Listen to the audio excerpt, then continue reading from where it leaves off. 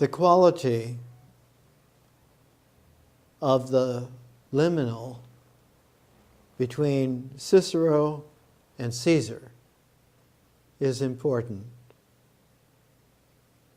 Cicero was masterful as the greatest lawyer in Roman history, republic or empire, and still was the way in which all cultivated students learning to read, to bring themselves into a cultural knowing, were based. And at the same time, they read Caesar. So that there is in Western development, for those languages especially, including Latin, that are Latin derivative, there is a predilection to look at Cicero and Caesar as the divide of the republic and the empire. This is deceptive, because we live in a world now, the global situation, where that really is in a minority. Not particularly de facto, because the spread of that European Roman ethos was global long before there was a sense of globality.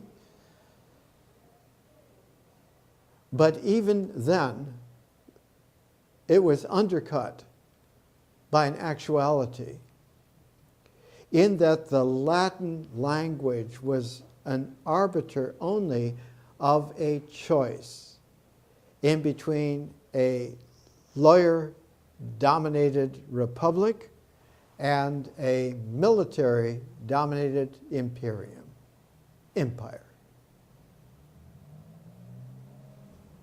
The more potent languages in the world at that time were not Latin at all. In the West, there was Greek. In India, there was Sanskrit. In China, there was the Chinese language. And there was a quality in Africa of there being a wisdom of the forest. Not a jungle, but a wisdom of the forest. We talked last presentation about the experience of a British anthropological couple, Victor Turner and Edith Turner, who, when they finally got together in the Second World War, their first assignment as a couple, anthropologically, was to go into deep Africa. They went into what is now Zambia. And they lived for a number of years with the Ndembo people, the Ndembo tribe.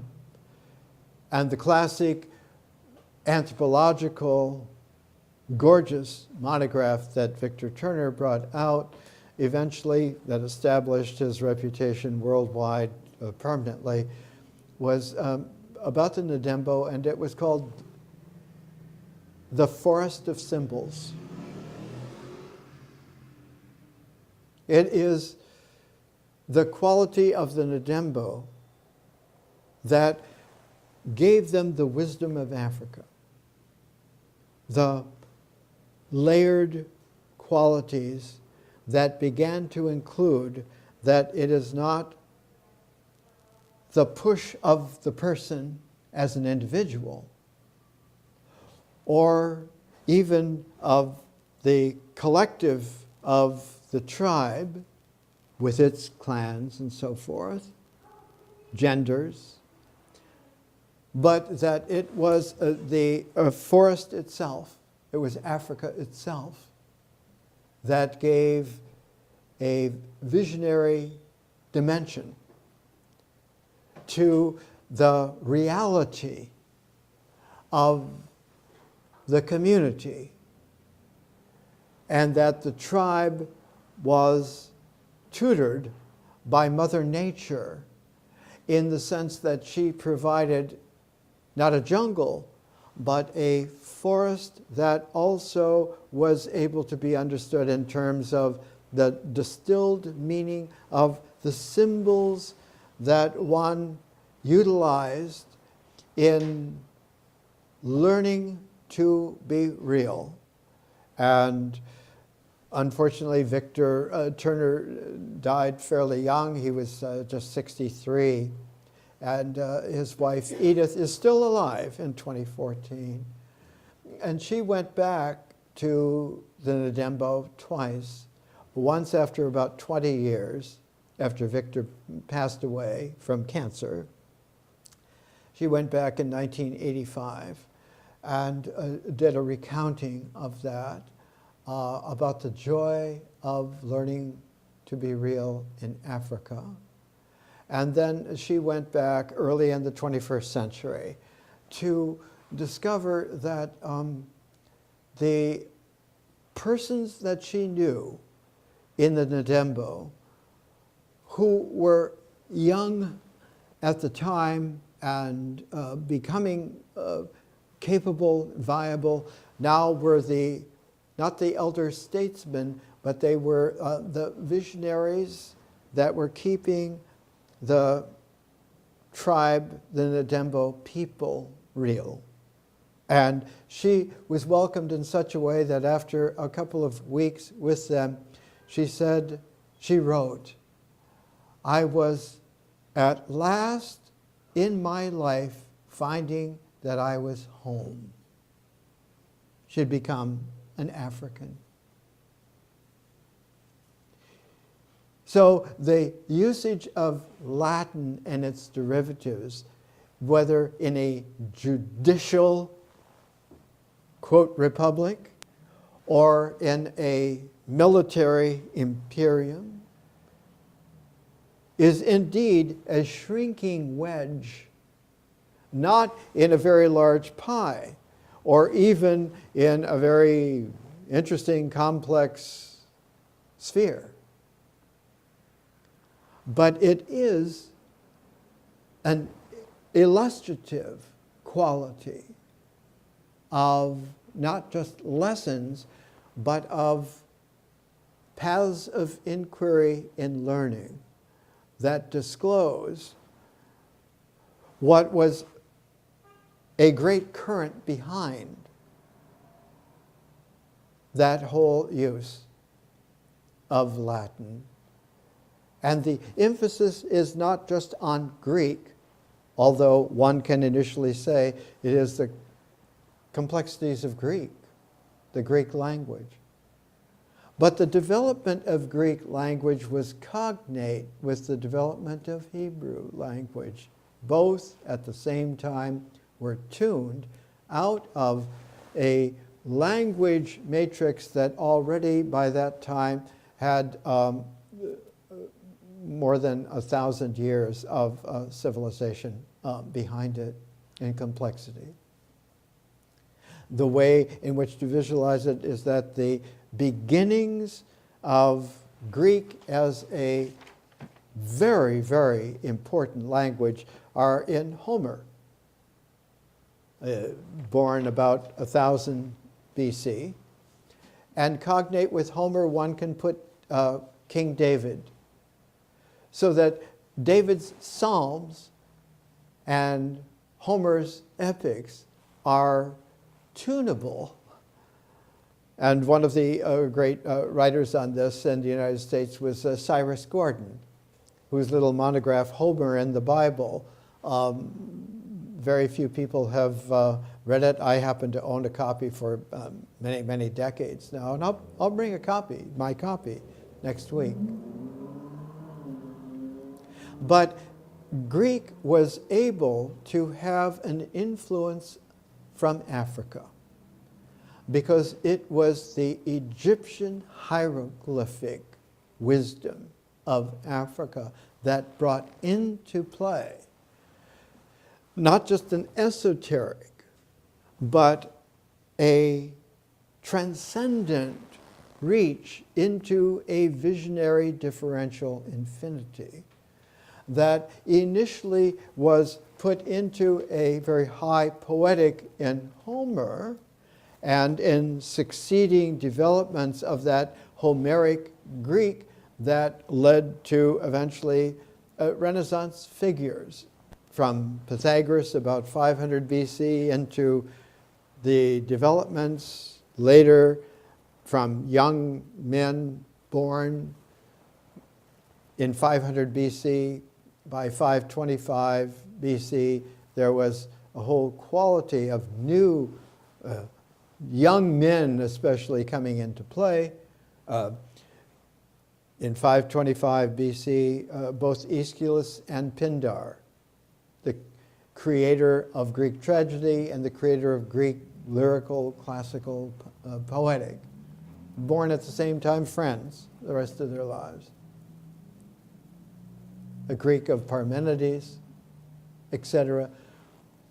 But born into that, the most poignant figure was a woman. Her name was Diotima, and she was from Mantinea in the Greek Peloponnese, south of the Gulf of Corinth, that long gulf separating the continental mainland from the peninsula-like appendage of Greece. Mantinea is about halfway in Acadia, down the way. Another coastal city not far from that was Patria, and that's where St. Andrew finally ended up and passed away there. But Diotima of Mantinea carried with her a rare feminine mitochondrial DNA of the Pythagorean visionary discovery that there is a cosmic mysteriousness that, while it can be approached expressively, if really approached expressively, it discloses the openness. Remember, we began with the openness of the historical Buddha, that beyond all of the getting rid of the extraneous, there is a final single point that can be as well not gotten rid of, but which disappears. Disappears not elsewhere, but disappears in upon itself, so that there is a openness which is perfect. That perfect open field of infinity falls in love with a zero field of nature. That's a hierogamos to be beheld. She was the teacher of Socrates. She matured him away from all of the dispositions that he had before that were characteristic of him. We needn't go into them now. One of them, he was married to a shrew, Xantippe, and so he hated to stay around the house and went down to the forum in the Agora in Athens and held out and loved talking to the young men. And that's how Socratic method began to take hold. He learned that from Diotima. He also learned that this cannot take place unless there is a falling in love in the learning, which gives a added dimension of differential conscious vision to the way in which the dialogue shifts from an argument of cases, like in law, or an imperial enforcement of the doctrine, to a mutual inquiry that in the interplay, as the sense of companionship and companionability begins to mature, one begins to share the learning. So that the opinions of the opposition become refined opinions of a very informed opposition, become a quandary of unknowing, which finally discloses itself as an eureka, that's it, shared realization that both pro and con finally, in that third refinement, come to see together the point of actuality, which, given the nature and the consciousness of reality, disappears upon in itself and leaves a vast, infinite field of consciousness. So that there is such a thing as a mystery that has been disclosed, which turns out to be very Egyptian, which turns out to be very African, which turned out to be an incredible insight into the origins out of which Hebrew came, the North Semitic languages, all together at the same time as the birth of linear A, the forerunner of linear B, used in the Minoan level, Mycenaean level, into classical Homeric Greek, so that there came to be an African Hellenistic Judaism in Alexandria, which was extraordinary because it was liminal all the time, everywhere, and was exploring in those resonances in a harmonic which to almost all others seemed invisible or improbable or who knows, speculative, whatever. And meantime, it became the birth of a new age, the birth of a new aeon. But not right away there, but brought there very quickly as a focus, like an implosion of powers that produced not a fission, but a fusion. Not an atomic bomb or even a hydrogen bomb, but something much, much more interesting. It became the seed out of which a whole new aeon would develop. And so there are resonances that happen there. And within 2 generations, within about 50 years, it went back to the cognate different sources of this ocean, tracing back the major rivers and streams and going back to the highlands, as it were, metaphorically, from which they sprang. In 41 AD, about 50 years into it, a trio of writers who had been with that initial seed. One was named Matthew, became Saint Matthew. He went back to Ethiopia Another was St. Thomas. He went back to India. The third was St. Philip.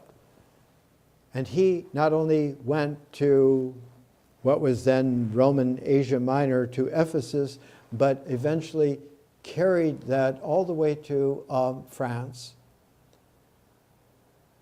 And a fourth who was a hearer along with them, his name was James, St. James, went to northern Spain. So that all of a sudden one had this reaching out back to ancient sources. This quality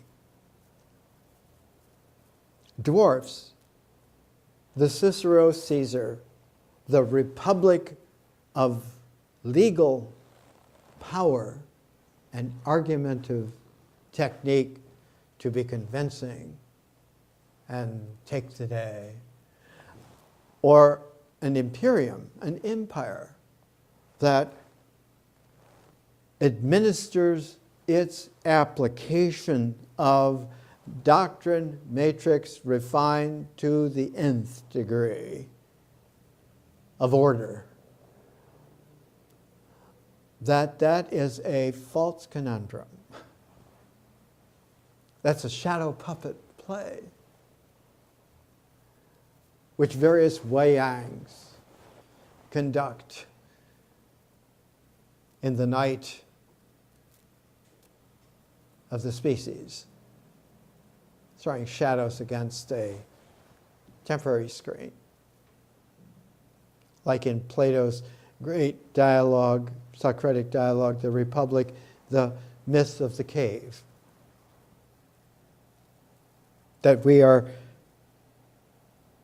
seated facing a cave wall that is illuminated by a fire behind us, and that certain persons carrying carved images pass in between and cast shadows against the wall, and we think that we're watching what's going on in the world and do not know that we are captive to a shadow puppet play, being manipulated by who knows, for who knows, etc., etc. But that there comes a moment where someone on the bench turns around and sees the parade of the cutouts and the fire and realizes that something else is going on here. The Greek word for that turning around is metanoia. It's a turning around in the mind from the hypnagogic quality of the play of the shadows in the false light, and realizing that one is not chained at all to the bench. You can get up from the bench, you can turn around, and you can leave. And find your way out of this cave into, for the first time, the outdoors. And whether it's night and you behold the stars, or it's day and you behold the sun, is indeed a new day. A metanoia is the trigger by which that works. That initiates learning as opposed to inculcation, as opposed to an education, no matter how refined, is within limits that have been defined, identified, even recognized, but not real.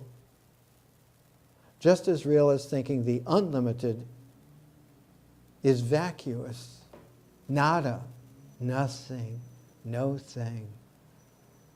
an abyss, etc., etc. Those are false dichotomies before the court of convincing, before the struggle with the New World Order, however phrased. Whether it's that world of a world or that world of a whole pattern of star systems, it's still simply that. The quality of realizing that metanoia in a very poignant way in Western civilization came after 1,000 years of what was called, not too long ago, when I was a little boy, it was still called the Dark Ages. Because the light of the empire had gone out in a dramatic way. The sack of Rome by Alaric in 410 AD erased permanently the idea that there was any kind of power to the Roman Empire at all, ever again. And they did a shift of guilt and of assuming power to the other Rome, Constantinople, to Byzantium.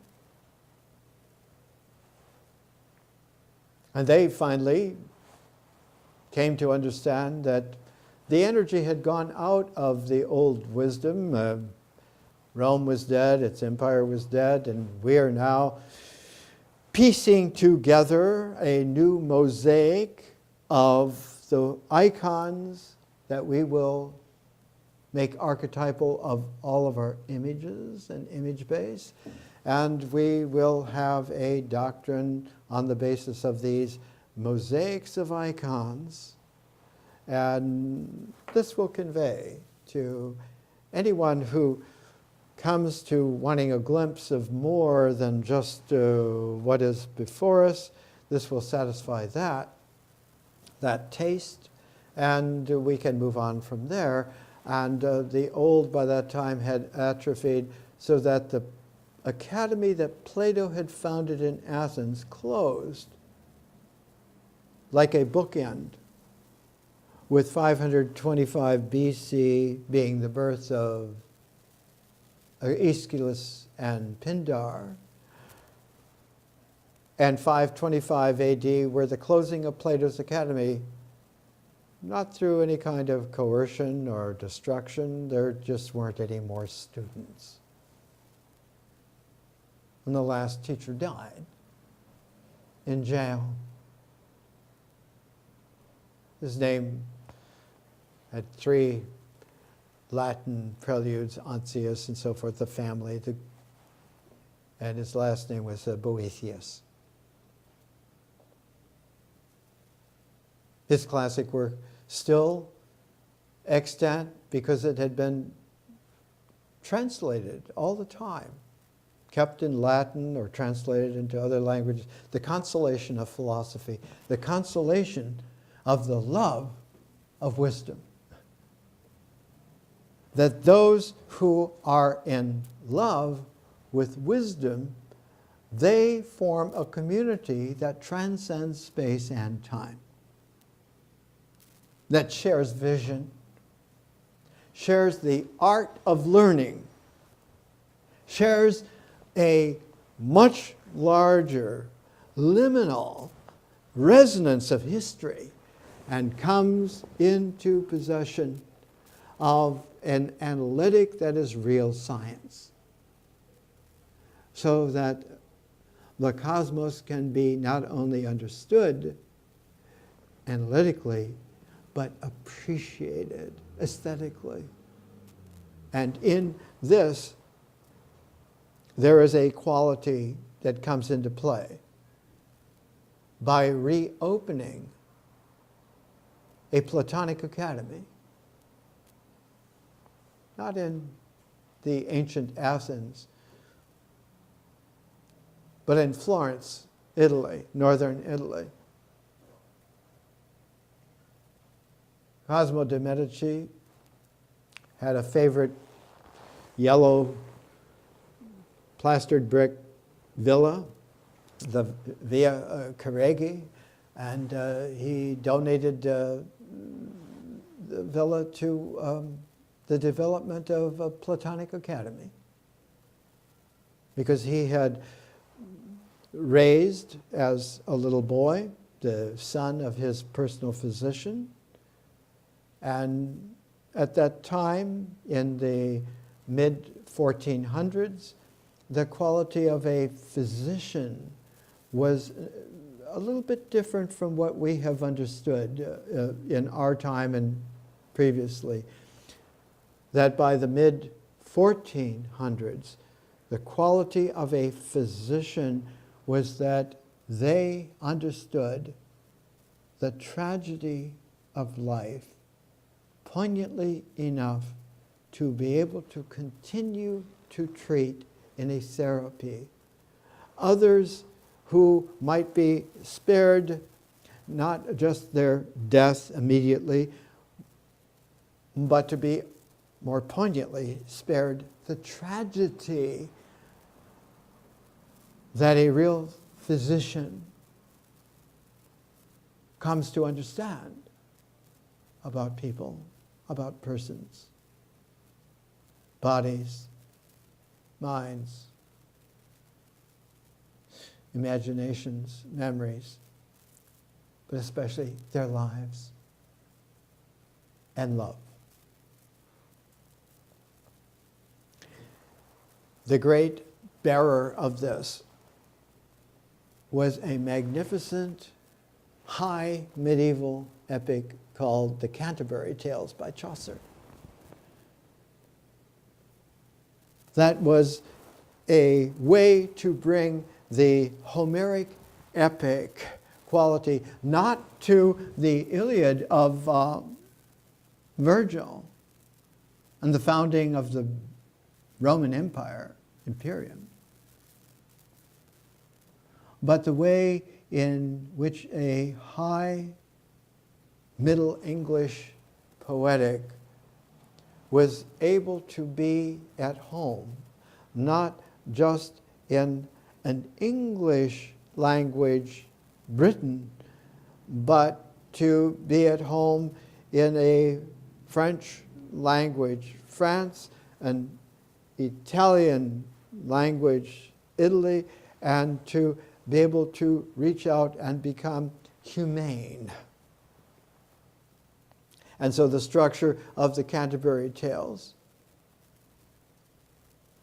is not only the sense that there are 12 stories, 12 tales to be told in the first half of the Canterbury Tales, and then 12 stories to be told in the second half,